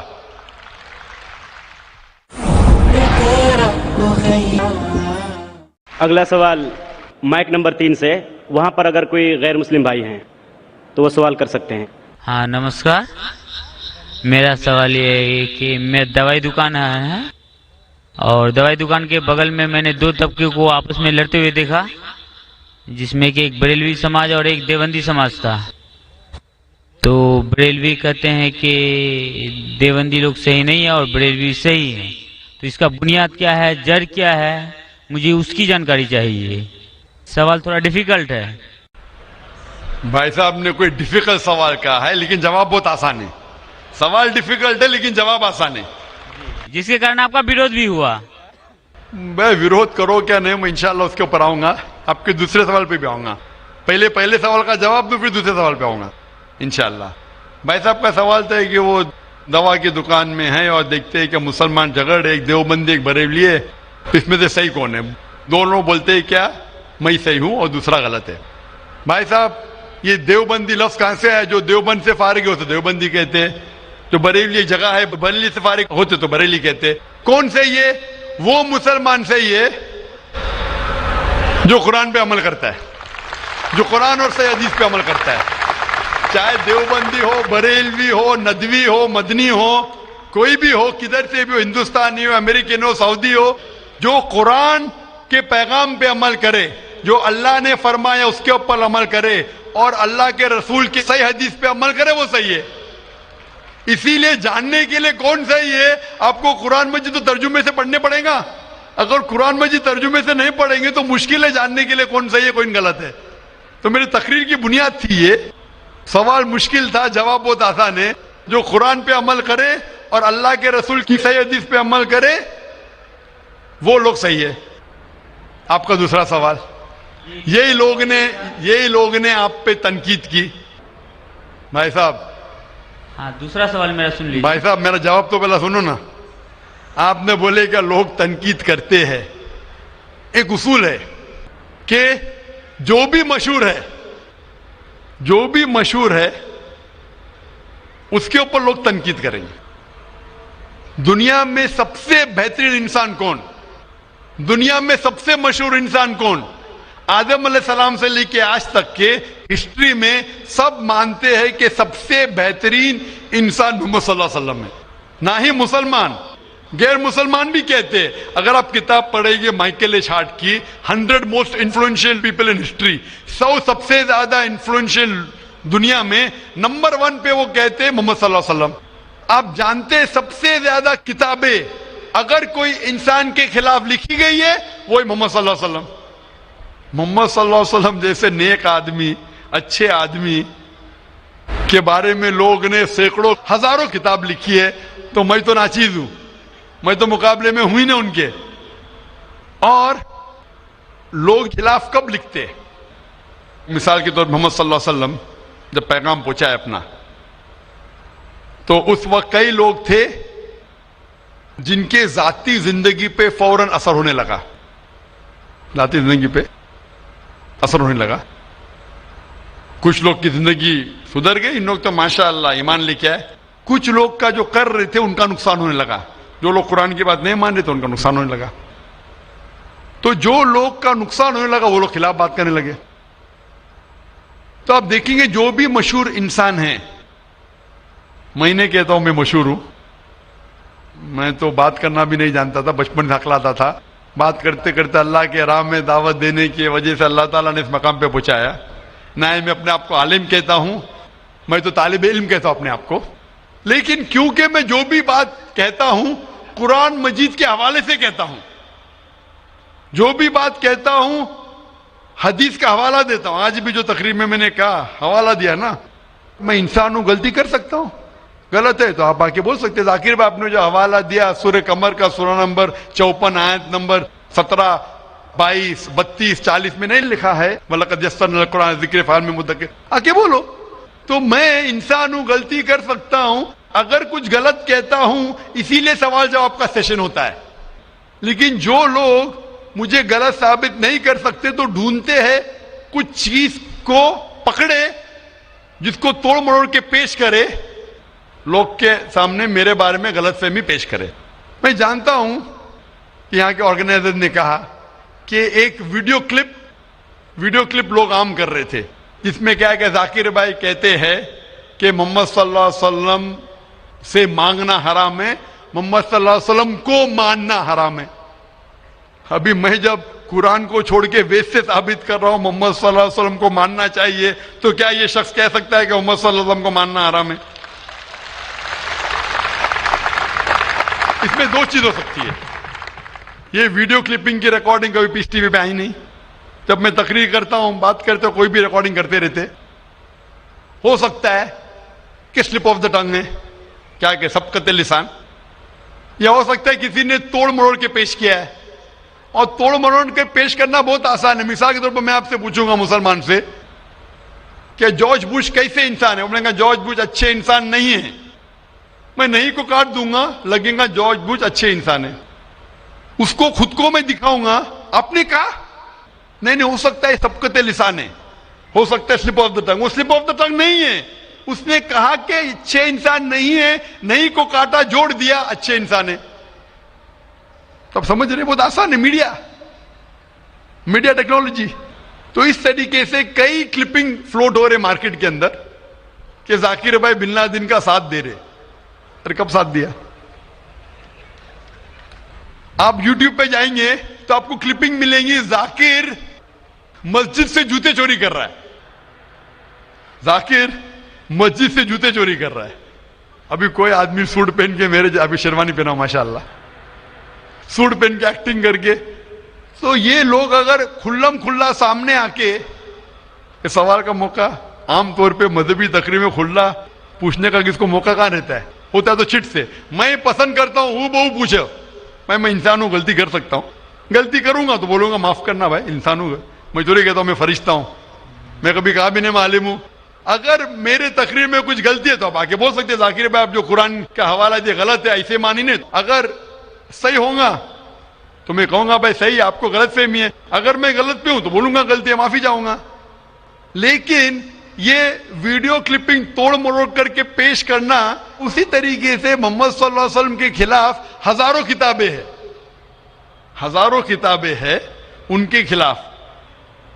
तो मैं कोशिश कर रहा हूं कि अल्लाह सुब्हान ताला का पैगाम पेश करूं, लोगों को कुरान के करीब लेके आऊं, सही हदीस के करीब लेके आऊं। जो लोग चाहते हैं कि इंसान कुरान के करीब ना आए, सही हदीस के करीब नहीं आए, तो वो लोग ऐसे हरकत कर रहे हैं। इसीलिए माशाअल्लाह माशाअल्लाह क्या हो रहा है कि लोग मेरी तकरीर सुन के अल्हम्दुलिल्लाह इस नाचीज के जरिए हजारों लोग, लाखों लोग कुरान मजीद के करीब आ रहे हैं। वो लोग जिनको पसंद नहीं है कि मुसलमान कुरान के और करीब आए, सही हदीस के करीब आए, वो लोग को परेशानी हो रही है और वो लोग तोड़ मरोड़ के पेश कर रहे मीडिया में। अभी कोई भी इंसान जो जरा भी बुद्धि रखता है, जब मैं कुरान और हदीस के अलावा बाइबल के जरिए साबित करता हूं कि मोहम्मद सल्लल्लाहु अलैहि वसल्लम में मानना चाहिए, वेद के जरिए साबित करता हूं, क्या वो इंसान बोल सकता है कि मोहम्मद सल्लल्लाहु अलैहि वसल्लम को मानना हराम है? अभी आगे मैं क्या मोहम्मद सल्लल्लाहु अलैहि वसल्लम को मानना हराम है, अब ये लेगी तो बताइए, जाकिर भाई ने कहा मोहम्मद सल्लल्लाहु अलैहि वसल्लम को मानना हराम है। अभी क्या करेंगे? ये मेरा लफ्ज जो है ना, सिर्फ ये पेश करेंगे। मिसाल के तौर पे कुरान में लिखा हुआ है कि नमाज मत पढ़ो, कुरान की आयत है, कुरान की आयत है सूरह निसा में, सूरह नंबर 4 आयत नंबर 43 में, कि नमाज मत पढ़ो। पूरी आयत है नमाज मत पढ़ो नशे की हालत में, नमाज मत पढ़ो नशे की हालत में। तो उस तरीके से अगर मैं जवाब दे रहा हूं, अभी ये क्लिपिंग लेंगे, देखो जाकिर ने कहा कि मोहम्मद सल्लल्लाहु अलैहि वसल्लम में मानना हराम है, क्या कॉन्टेक्स्ट में? अगर मैं आपके सवाल का जवाब दे रहा हूं और आपके सवाल को दोहराता हूं कि मोहम्मद सल्लल्लाहु अलैहि वसल्लम को मानना हराम है, दोहराता हूं, तो वो लेके बताएंगे देखो जाकिर ने कहा कि मोहम्मद सल्लल्लाहु अलैहि वसल्लम को मानना हराम है। तो ऐसी चीजें करना बहुत आसान है। मेरा मकसद है कि लोगों को अल्लाह के करीब लेके आए, अल्लाह के रसूल के पैगाम के करीब लेके आए और लोगों को अल्हम्दुलिल्लाह सही रास्ते पे लेके आए ताकि वो निजात पाएंगे दुनिया और आखिरत में। Hope that answers the question. भाई साहब और कोई सवाल है आपका? जी दूसरा सवाल है मेरा। तीसरा नहीं दूसरा। तीसरा भाई साहब। ठीक है। ये तीसरा सवाल है कि बरेली समाज के लोग सुबह सवेरे के टाइम में या नबी सलाम का पढ़ते हैं और असर के वक्त, जबकि देवबंदी समाज में ऐसा नहीं होता है, वो लोग इस्लाम का प्रचार करते हैं, वो लोग ये या नबी सलाम का नहीं करते हैं। कारण? भाई साहब का सवाल है कि कुछ लोग या नबी सलाम अलैकुम कहते हैं, कुछ लोग नहीं कहते हैं, क्या कारण है? जैसा मैंने कहा भाई साहब, आपके सारे सवाल का एक जवाब दे दो, आसान जवाब, कि जो कुरान से मिलता है वो सही है, जो कुरान से टकराता है वो गलत है। तो जो भी अगर आपको सवाल पूछे, भाई साहब पूछो भाई कुरान का कौन सा हवाला है, आपका सवाल है कुरान की कौन सी आयत में कहा गया है या हदीस का कौन सा हवाला है, आसान। आपको एक मास्टर की देता हूं, मास्टर की समझे भाई साहब, मास्टर की, सारे ताले को खोलने वाली चाबी मास्टर की। कोई भी कुछ बोले, कुल हाथू बुनानकुम इनको तुम सादिकीन, कुरान की आयत है। आप अपना सबूत पेश करो अगर आप सच्चे हो। तो अगर कोई भी मुसलमान कुछ कहे तो बोलो सबूत क्या है, कुरान से पेश करो। قرآن سے تو صحیح حدیث سے پیش کرو, حدیث صحیح ہے کہتے ہیں کہ کرو, اگر صحیح حدیث سے ملتا ہے, قرآن سے ملتا ہے تو صحیح ہے. تو کوئی بھی کچھ بھی سوال کرے ان سے پوچھو, قل ہاتو برہانکم, آپ اپنا ثبوت پیش کرو, برہان پیش کرو اگر آپ سچے. بھائی صاحب میں آپ سے سوال پوچھنا چاہتا ہوں, آپ نے اتنے سوال پوچھے مجھے, ہاں آپ نے کہا اسلام کا مطالعہ کیا ہے؟ نہیں کیا ہے. آپ اتنے سوال اسلام کے بارے میں کیوں پوچھ رہے؟ جی بغل میں مسلم کا دکان ہے تو جانکاری ملتے رہتا ہے. ہاں تو مسلم کی دکان بغل میں ہے, بغل کے مسلم نے آپ کو بھیجا ہوگا یہ پوچھنے کے لیے؟ نہیں غلط بات ہے. غلط بات ہے, آپ خود پوچھنا چاہتے. جی. تو بھائی صاحب آپ اتنی تحقیق کر رہے, بریلوی دیوبندی, بحث چل رہا تھا نا. بھائی صاحب آپ قرآن کو ترجمے سے کیوں نہیں پڑھتے؟ وہ بات نہیں, آج بحث چل رہا تھا 2 ہی گٹ میں, بالکل صحیح. تو وہ میں چپ چاپ سن رہا تھا. ہاں تو ابھی اور میں نے سوچا آپ سے آ کے کوشچن پوچھوں گا, تو جواب مل گیا آپ کو نا کہ قرآن مجید سب سے بہترین کتاب ہے جاننے کے لیے کیا حق ہے کیا غلط ہے, سمجھے اپنا. تو میری درخواست ہے آپ سے بھائی صاحب کہ آپ قرآن مجید کا ترجمہ پڑھیے, آپ کو ڈائریکٹ صحیح چیز ملیں گی. نہ بغل والے سے پوچھیے نہ اپنے بغل کے مسلمان سے پوچھیے, ڈائریکٹ قرآن مجید کا ترجمہ پڑھیے. ہندی جانتے ہندی میں پڑھیے, جو زبان جانتے بنگالی جانتے بنگالی میں پڑھیے, اس کے اوپر عمل کرو, آپ کو اس دنیا اور آخرت میں فائدہ ہوگا. حضرات, سب سے پہلے میں آپ کو آداب عرض کرنا چاہوں گا, اور کشن گنج کی دھرتی پہ آپ جو پدھارے ہیں, تشریف لائے ہیں, اس کے لیے میں آپ کو تہہ دل سے دھنیہ واد دینا چاہتا ہوں. میرا نام جتیندر ہے اور میں پیس ٹی وی برابر دیکھتا ہوں اور برابر آپ کی تقریر میں نے سنی ہے, لیکن سوال کرنے کا آج موقع مجھے ملا ہے. مجھے تو یوں لگ رہا تھا کہ ان سوالوں کے جلجلے میں کہیں اپنا اصلی سوال نہ بھول جاؤں, مگر خدا کا شکر ہے مجھے اپنا سوال یاد ہے اور بخوبی یاد ہے. میں آپ سے گزارش کروں گا, آپ نے ابھی کئی باتوں میں ہندو اور مسلمان کو ایک کرنے کی کوشش کی, میں اسے بہت اچھی بات کہوں گا, بہت آپ نے, میں سراہوں گا اس بات کو. لیکن میرا ایک سوال ہے, ذہنی سوال ہے یہ کہ ہمارے, میں جین ہوں ویسے, broadly we are Hindu, so there is a question کہ ہم ہندوؤں میں کسی کو پریشان کرنا یا کسی کی ہتیا کرنا میں غلط کہا گیا ہے. یہ مذہب اس کی اجازت نہیں دیتا, اور جہاں تک اسلام سے میرا تعلق ہے اور اسلام کی مجھے جو تعلیم ہے اور جانکاری ہے, ان کے انسار بے گناہوں کا قتل اسلام میں بھی ورجت ہے. اسلام کہیں بھی کسی بھی صورت میں بے گناہوں کو قتل کرنے کی اجازت نہیں دیتا. اگر آپ میرے سوال کا بخوبی اور میرے ذہن میں جچنے والا سوال ہے یہ جواب دے دیں تو میں بھی آپ کا مرید بن جاؤں گا. یوں تو مرید ہوں ہی, لیکن پھر مرید بن جاؤں گا کہ انسانوں کو سب سے اونچی شریڑی میں رکھا گیا ہے جہاں تک میں جانتا ہوں. اور میں جب قریب اپنے کئی مسلمان انٹلیکچوئلز دوستوں سے سوال کرتا ہوں کہ سب کچھ ملتا ہے مگر آپ بلی کیوں دیتے ہیں, آپ ود کیوں کرتے ہیں, تو انہوں نے کہا کہ یہ چیزیں مسلمانوں کو استعمال کے لیے دی گئی ہے. میں اس پہ کلیریفیکیشن چاہوں گا صاحب کا, آپ کا کلیریفیکیشن چاہوں گا. میں اس سوال کا جواب چاہوں گا آپ سے. وعلیکم السلام بھائی صاحب, آپ پہ سلامتی ہو. بس میں سوال کیا ہے کہ وہ پیس ٹی وی ماشاءاللہ کافی وقت سے دیکھ رہے, اور وہ کہتے ہیں کہ ہر مذہب میں کہا گیا ہے کہ قتل کرنا, انسان کی جان لینا غلط ہے, حرام ہے. ہندو مذہب میں کہا گیا ہے اور اسلام میں بھی جیسے ان کی جانکاری صحیح ہے کہ بے گناہ کا قتل کرنا حرام ہے. یہ پوچھتے ہیں کہ بلی کہاں تک صحیح ہے.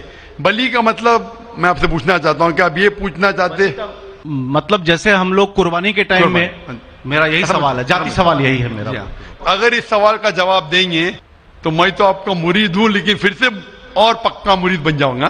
بھائی صاحب نے کہا کہ آپ لوگ قربانی کیوں دیتے ہیں, اور یہ قربانی کا جو سوال ہے کہ ہم عید الاضحیٰ بقرعید میں قربانی کیوں دیتے.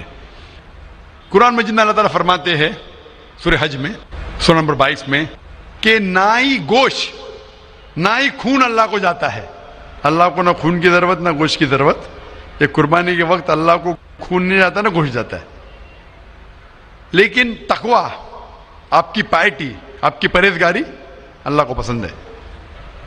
آپ اگر دیکھیں گے کہ عید الاضحیٰ کے بارے میں کیوں ہم قربانی کرتے, اور واقعہ جانیں گے ابراہیم علیہ السلام کا کہ ابراہیم علیہ السلام کو اللہ سبحانہ و تعالیٰ نے, اس وقت بت پرستی بہت عام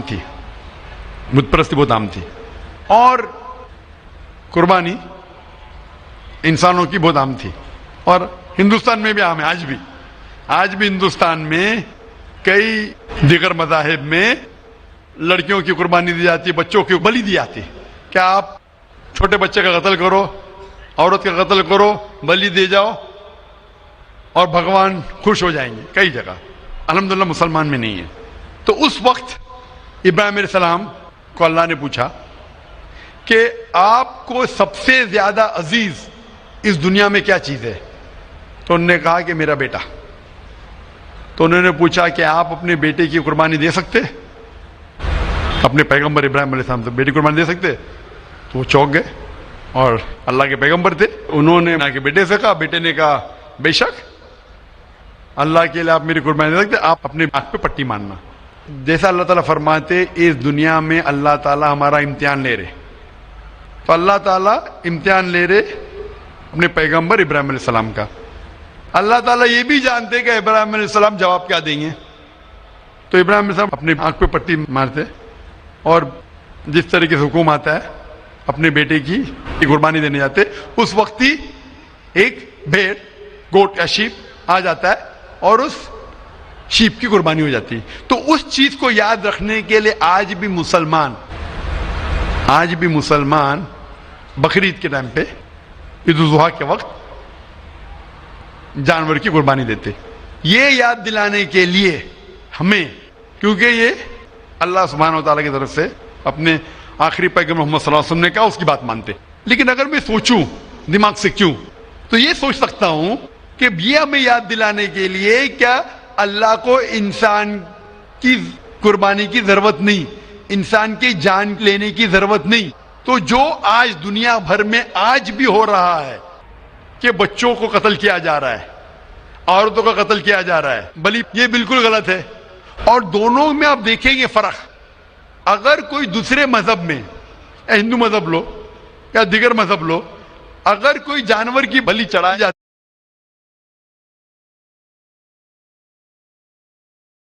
है तो उधर ही रख दिया जाता है, सर वो फजूल हो जाता है।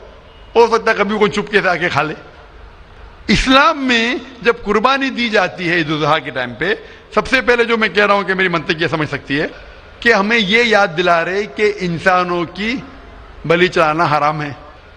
और जब हम याद दिलाते, और जब बकरा काटते या जो भी काटते जानवर, इस वक्त जब हम काटते, हम अल्लाह का नाम लेके काटते, और जो भी जानवर की कुर्बानी देते उसके 3 हिस्से कर सकते। एक हिस्सा हम खुद रख सकते, खुद के इस्तेमाल में ला सकते, एक हिस्सा। दूसरा हिस्सा हमें हमारे रिश्तेदार में बांटना चाहिए, और तीसरा हिस्सा गरीबों में बांटना चाहिए। जब कुर्बानी दे रहे, हम उस जानवर का इस्तेमाल कर रहे।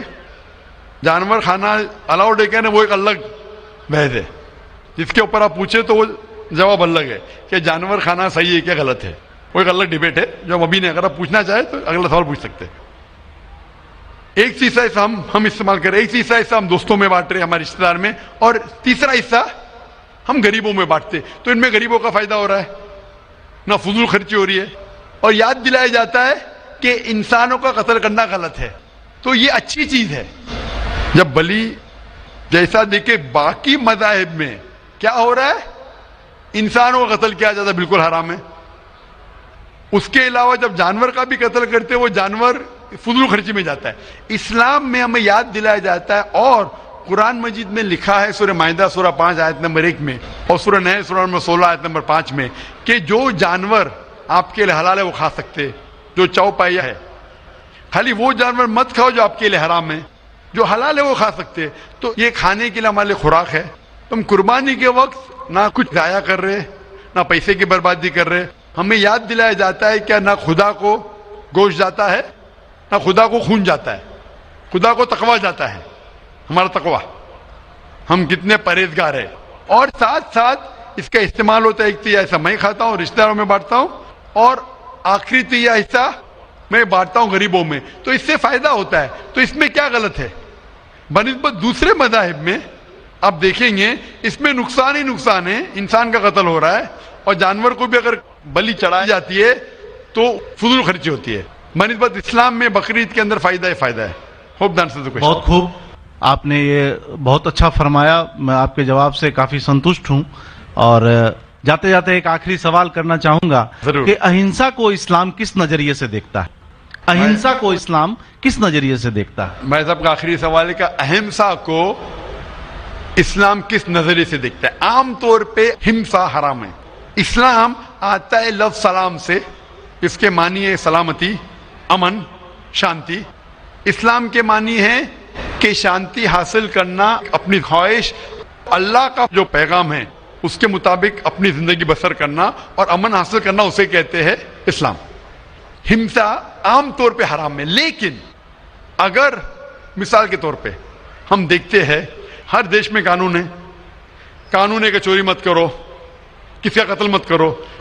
لیکن قانون کے علاوہ پولیس بھی ہے کہ اگر کوئی قانون کو فالو نہیں کرتا ہے, کوئی چوری کرے گا تو پولیس اس وقت زبردستی کر سکتی ہے, پولیس فورس کا استعمال کر سکتی ہے, پولیس کبھی کبھی ہتھیار کا استعمال کرتی ہے امن اور شانتی برقرار رکھنے کے لیے دیش میں. اسی طریقے سے اسلام میں ہمسا عام طور پہ حرام ہے. لیکن ہر انسان شانتی نہیں چاہتا ہے. کچھ انسان جو اشانتی چاہتے ہیں اور جو اللہ کا فرمان پہ عمل نہیں کرتے اور شانتی کو بھش کرنا چاہتے, اس وقت اسلام اجازت دیتا ہے کہ آخری مرحلے پہ آپ ہمسا کا استعمال کر سکتے شانتی لانے کے لیے. ہمسا کا استعمال کر سکتے شانتی لانے کے لیے, خود کے فائدے کے لیے نہیں. اسی لیے عام طور پہ جتنے بھی آپ نے دیکھے ہوئے ہیں جو جنگ اللہ کے رسول لڑی, اکثر وہ تھا سیلف ڈیفنس میں. اگر کوئی چور میرے گھر میں گھستا ہے اور میری بیٹی سے بدتمیزی کرتا, میں کیا کہوں گا, میں ہمسا میں مانتا ہوں, میں ہاتھ نہیں لگاؤں گا. میں میری چوڑیاں نہیں پہنا ہوگی ہاتھ میں, مسلمان ہوں لیکن چوڑیاں نہیں ہاتھ میں پہنا ہوں. آپ کے گھر میں کوئی چور گھستا ہے اور آپ کی بیٹی سے بدتمیزی کرتا, آپ کیا کریں گے؟ جی ہاں, میں مقابلہ کروں گا. مقابلہ کریں گے, ہاتھ بھی اٹھائیں گے نا. اس طریقے سے ہمسا کا استعمال آخری مرحلے پہ اگر دوسرا کوئی چارہ نہیں ہے تو استعمال کیا جا سکتا ہے حق کے لیے, نہ حق کے لیے نہیں. دوسرے کو تکلیف پہنچانے کے لیے غلط ہے, دوسرے کا مال ہڑپ کرنے کے لیے حرام ہے. لیکن خود کے بچاؤ کے لیے یا امن حاصل کرنے کے لیے ہمسا کا استعمال کیا جا سکتا ہے. لیکن اصل میں اسلام آتا ہے لفظ سلام سے, جس کے معنی ہے سلامتی, امن, تاکہ دنیا میں سلامتی پہنچے. بہت خوب, بہت اچھا لگا آپ کو سن کے. پھر ایک بار میں تہ دل سے آپ کا شکریہ ادا کرنا چاہوں گا. چاہتا ہوں کہ آپ خدا حافظ. ایک خدا میں مانتے؟ میں ایک دم ایک خدا کو نہیں, میں اپنے اندر میں بیٹھے برہم کو مانتا ہوں. میری اپنی الگ سوچ ہے.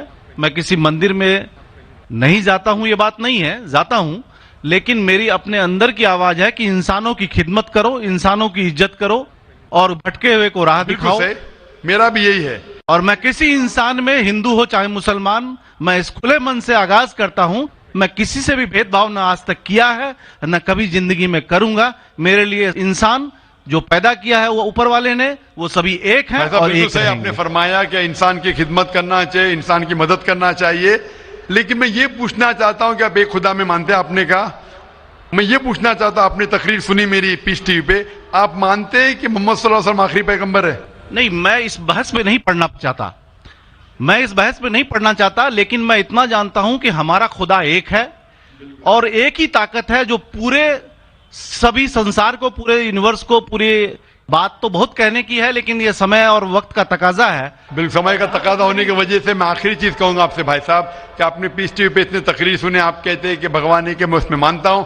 لیکن یہی بھگوان نے, چاہے بائبل میں ہو, چاہے وید میں ہو, چاہے قرآن میں ہو, ساری دھارمک کتابوں میں کہا گیا ہے کہ آخری آنے والے پیغمبر محمد صلی اللہ علیہ وسلم میں, اور اس میں ماننا چاہیے. تو میری آپ سے یہ درخواست ہے کہ آپ اتنے اچھے انسان ہیں ماشاءاللہ, ایک آخری میری خواہش ہے کہ آپ انشاءاللہ اس پہ تحقیق کرو. اور یہ جب آپ ایک بھگوان میں مانتے ہیں, دوسرے انسانوں کو تکلیف نہیں دینا چاہتے, تو بھگوان یہ بھی کہتے کہ آخری پیغمبر کون ہے, اس پہ تحقیق کرو. انشاءاللہ آپ مکمل اچھے انسان بنیں گے.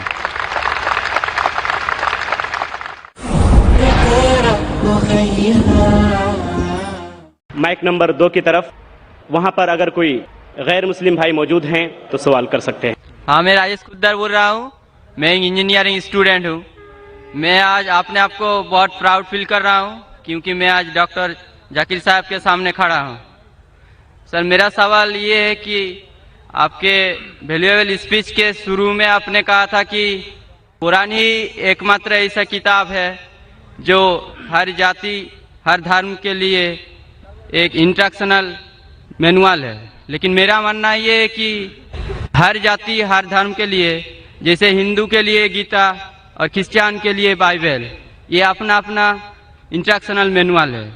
सर, तो मेरा सवाल ये है कि क्या कुरान ही ऐसा किताब है, कोई दूसरा किताब नहीं है जो दूसरे जाति दूसरे धर्म के लिए उसका इंस्ट्रक्शनल मैनुअल होगा? भाई साहब ने बहुत अच्छा सवाल पूछा है। उन्होंने कहा है कि मैंने मेरे तकरीर में कहा कि कुरान सारी जाति के लिए इंस्ट्रक्शन मैनुअल है। मैंने मेरे तकरीर में कहा कि कुरान सारे इंसानों के लिए इंस्ट्रक्शन मैनुअल है। और आपका ये सवाल है कि आपके हिसाब से वेद और भगवत गीता हिंदुओं के इंस्ट्रक्शन मैनुअल किताब है, कुरान मुसलमान की किताब है, इंस्ट्रक्शन मैनुअल है, तो क्या सिर्फ कुरान ही सारे इंसानों के लिए इंस्ट्रक्शन मैनुअल है, ऐसी कोई और किताब है क्या नहीं? ये सवाल बहुत अच्छा है। इसका जवाब कुरान मजीद में अल्लाह ताला फरमाते, सूरह राद में सूरह नंबर 13 आयत नंबर 38 में अल्लाह ताला फरमाते लिकुल्ली अजलिन किताब, कि हर दौर में अल्लाह ने एक किताब नाजिल की। हर दौर में अल्लाह ने किताब नाजिल की। नाम से कुरान मजीद में 4 किताबों का जिक्र है जो अल्लाह ताला ने एक नाजिल की, तोरा, जबूर, इंजील और कुरान। तोरा नाजिल की गई थी मूसा अलैहि सलाम पर, जबूर नाजिल की गई थी दाऊद अलैहि सलाम पे, इंजील नाजिल की गई थी ईसा अलैहि सलाम पे, और कुरान जो आखिरी किताब है नाजिल की गई थी आखिरी पैगंबर मोहम्मद सल्लल्लाहु अलैहि वसल्लम पे। आपका सवाल है कि सिर्फ कुरान सारे इंसानों के लिए, बाकी किताब नहीं है। अभी ये 4 किताबों का कुरान मजीद में जिक्र है, लेकिन कुरान मजीद में यह भी कहा गया है कि हर दौर में एक किताब है। मिसाल के तौर पे सूफ इब्राहिम, वो भी किताब है। तो अल्लाह ताला ने कई किताबें नाजिल की है, सिर्फ नाम से 4 का जिक्र है, इसके अलावा और किताबें हैं। कोई मुझे हिंदू पूछता है क्या आप कह सकते हैं क्या वेद अल्लाह की किताब है? मैं कहता हूं कि कुरान मजीद में नाम से वेद का जिक्र नहीं है, तो मैं ये नहीं कह सकता हूं कि वेद अल्लाह की किताब है। मैं ये कह सकता हूं हो सकता है, मैं नहीं जानता, हो सकता है वेद अल्लाह की किताब है, हो सकता है नहीं है, क्योंकि कुरान मजीद में इसका जिक्र है। मैं 100% नहीं कह सकता हूं कि ये है, लेकिन मैं ये जानता हूं कि जितनी भी किताबें कुरान मजीद के पहले नाजिल हुए वो सिर्फ अपने लोगों के लिए थी और हिदायत थी एक वक्त के लिए। जितनी भी किताबें नाजिल हुई कुरान मजीद के पहले, चाहे तोरा हो, जबूर हो, इंजील हो, या जितनी भी किताबें जिसका जिक्र कुरान मजीद में नहीं आता है, वो नाजिल हुई थी अपने लोगों के लिए। वो पैगाम का अमल करना चाहिए जब तक नई किताब नाजिल ना हो। अगर मान भी लेता हूं कि वेद अगर खुदा की किताब हो, मान लेता हूं मैं आपकी बात कि वेद खुदा की किताब है, तो वो सिर्फ उस वक्त के लिए था, उन लोगों के लिए था, आज के लिए नहीं। क्योंकि कुरान मजीद अल्लाह की आखिरी किताब है, वो सिर्फ मुसलमानों के लिए नहीं और सिर्फ 1400 साल पहले के लिए, क्योंकि वो आखिरी किताब है, वो सारी इंसानियत के लिए थी और क़यामत तक है। जितनी किताबें पहले आई वो सिर्फ महदूद थी एक वक्त के लिए और एक समय के लिए, खुसूसन कुछ इंसानों के लिए। मिसाल के तौर के ऊपर तोरा नाजिल हुआ था सिर्फ यहूदी के लिए, मूसा अलैहिस्सलाम पे नाजिल हुआ था जब तक नई वही नहीं आई, उस वक्त के लिए और उन लोगों के लिए। आज क्योंकि कुरान मजीद आखिरी कलाम है, वो सिर्फ मुसलमानों के लिए नाजिल नहीं किया गया था, सिर्फ अरबों के लिए नहीं, लेकिन सारे इंसानों के लिए। और जो कुरान मजीद का पैगाम है वो सिर्फ 1400 साल पहले के लिए नहीं है, वो क़यामत तक के लिए। इसीलिए अगर मैं मान भी लेता हूं वेद खुदा का कलाम था, वो सिर्फ उस वक्त के लिए था, और जितने भी अल्लाह के कलाम जो कुरान मजीद के पहले आए, वक्त के दौरान उनमें मिलावट होने लगी। आज आप तहकीक करेंगे जितनी मजहबी किताब, कुरान मजीद के अलावा सभी मजहबी किताब में मिलावट है, उसमें कंकॉक्शन है, फैब्रिकेशन है, बहुत मिलावट है। मिसाल के तौर पे महाभारत पढ़ते हैं तो कहते हैं पंडित कि महाभारत सबसे पहले कहा गया था, अर्जुन के ग्रैंडसन ने कहा था, उस वक्त 8000 श्लोक थे। ये कहानी दोहराई गई जनरेशन के बाद जनरेशन, پھر महाभारत में हो गए 24,000 श्लोक, आज महाभारत में लाख श्लोक है, तो इसमें मिलावट होने लगी. आज आप देखेंगे महाभारत टेलीविजन पर, उसके अंदर बैकग्राउंड में मारुति कार भी जा रही है. ये और एक मिलावट है मारुति कार महाभारत में. तो इसीलिए जितनी भी किताबें अल्लाह ने नाजिल की, क्योंकि वो सारे इंसानियत के लिए नहीं था और क़यामत के लिए नहीं था, अल्लाह ताला ने उसे जरूरी नहीं समझा महफूज रखने के लिए. बट क्योंकि कुरान मजीद आखिरी किताब है और अल्लाह सुब्हानहू व तआला जानते कि एक क़यामत तक रहने वाली है, इसीलिए अल्लाह ताला फरमाते सूरह हिजर में सूरा नंबर 15 आयत नंबर 9 में कि हमने कुरान नाजिल किया, हम इसकी हिफाजत करेंगे. तो इसीलिए ये कहना कि बाकी किताब, तो आज कुरान मजीद सिर्फ मुसलमानों के लिए नहीं, सारे इंसानों के लिए, चाहे आप हिंदुस्तान में रह रहे हो, चाहे पाकिस्तान में जी रहे हो, चाहे सऊदी अरेबिया में, चाहे अमेरिका में, चाहे यूके में, चाहे आप हिंदू मजहबी खानदान में पैदा हो या ईसाई खानदान में पैदा हो या मुसलमान खानदान में पैदा हो, आज सारे इंसानों को अल्लाह के आखिरी पैगाम कुरान मजीद पढ़ना चाहिए, उस पे अमल करना चाहिए, उसकी बात मानना चाहिए. इसीलिए मैं कहता हूं कुरान मजीद सारे इंसानों के लिए. ये चीज मैं वेद के बारे में नहीं कह सकता हूं, क्योंकि अगर आप तहकीक करते हैं वेद में भी मिलावट है. अगर आप साइंस के जरिए तहकीक करने लगेंगे कुरान मजीद को छोड़ के, बाकी सारे किताबों में आपको गलती मिलेंगी. तो ये गलती मैं अल्लाह को मंसूब नहीं कर सकता हूं. मैं नहीं कह सकता हूं ये गलती भगवान ने की, ईश्वर ने की, अल्लाह ने की, क्योंकि ये जितनी किताबें कुरान मजीद के पहले आए वो सिर्फ महदूद थी कुछ लोगों के लिए और महदूद थी वक्त के लिए. अल्लाह ने, भगवान ने, ईश्वर ने इसे महफूज रखने की जरूरत नहीं समझी. आज क्योंकि कुरान मजीद आखिरी पैगाम है अल्लाह का, अल्लाह ताला के वो महफूज रखेंगे. इसीलिए मैं कहता हूं कुरान मजीद एक वाहिद किताब है सारी दुनिया में जो सारे इंसानों के इंस्ट्रक्शन मैन्युअल है, मेरी भी और आपकी भी. Hope the answer the question brother. Thank you sir. तो आप मानते हैं कि कुरान मजीद आपकी इंस्ट्रक्शन मैन्युअल है भाई साहब? जी सर मानते हैं. आप मानते हैं कि खुदा एक है? वो ठीक ही बना है, खुदा एक ही है. हम मानते हैं कि आप मानते हैं बुत परस्ती गलत है? ना वो नहीं मानते, हम मानते हैं कि ना मानते मूर्ति पूजा गलत है? सर हम मानते हैं कि हमारा ईश्वर एक ही है, यही हम मानते हैं. आप मानते हैं ईश्वर एक, लेकिन आप मानते हैं कि ईश्वर की मूर्ति है? मेरा एक दूसरा सवाल है इसके भाई लिए. साहब मैं आपसे पूछना चाहता हूं कि आप मानते हैं ईश्वर की मूर्ति है क्या नहीं? वही उसी के विषय में मेरा एक सवाल है सर. हाँ पूछिए भाई साहब. सर अगर आप बोलते हैं कि ईश्वर की कोई मूर्ति नहीं होना चाहिए, तो मैं नहीं कह रहा हूं, वेद कह रही है. हाँ वेद कह रही है ना तस्य प्रतिमा अस्ति, तो सर ईश्वर का कोई अक्स नहीं. सर मेरा सवाल है, अगर ईश्वर की कोई मूर्ति नहीं है तो हम भक्त होके जो ये दाढ़ी मूछे रखते हैं, तो हम भक्त होके अपना हम काहे ऐसा फैशन चीज रखते हैं? भाई साहब का सवाल है अगर ईश्वर का कोई अक्स नहीं है तो हम भक्त होके दाढ़ी मूछ क्यों रखते? क्योंकि हम ईश्वर नहीं है ना. ईश्वर का आकार नहीं, कोई अक्स नहीं है, हमारा तो अक्स है ना. तो ईश्वर हमारे खालिक है, हमारे रब है, हम थोड़ी ईश्वर है. तो हम दाढ़ी मूछ रखते हैं क्योंकि कुछ लोग दाढ़ी मूछ रखते हैं अच्छा रखने के लिए, कोई दूसरे वजह के लगते. इंशाअल्लाह तीसरे दिन जो है ये पीस कन्वेंशन का, उसमें इसका डिटेल जवाब दिया जाएगा इंशाअल्लाह. Thank you sir. आज के सवाल और जवाब का ये सुनहरा मौका यहाँ पर ख़त्म होता है. اقرأ أخيا ورتل القرآن اصبح بصوتك اسمع الأكوان. اقرأ كلام الله داوي نفوسنا لنحس في أعماقنا الإيمان. كم من فؤاد كالحجارة قسوة فإذا وعى القرآن حين لانا. كم من فؤاد كالحجارة